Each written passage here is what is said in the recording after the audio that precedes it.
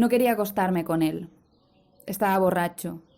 Yo no era más que un trozo de carne para él, un agujero. Intenté fingir que estaba dormida. Me dio codazos, me zarandeó, tiró de mí. Recuerdo pensar que era mejor acabar de una vez. La tenía fofa y no paraba de embestir y embestir hasta que me dejó escocida. No he disfrutado, dije. ¿Con quién has estado?, preguntó.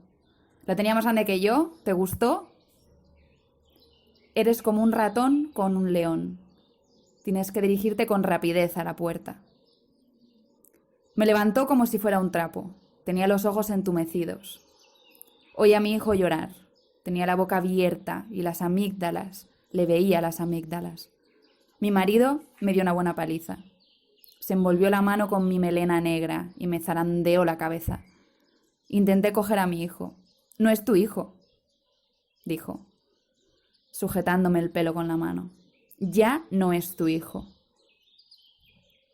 Ahora me llama en plena noche, llorando. No quería pegar a su mujer. No quería darle una paliza. Tiene tendencias suicidas. Sabe por lo que pasó su madre, pero no es capaz de parar.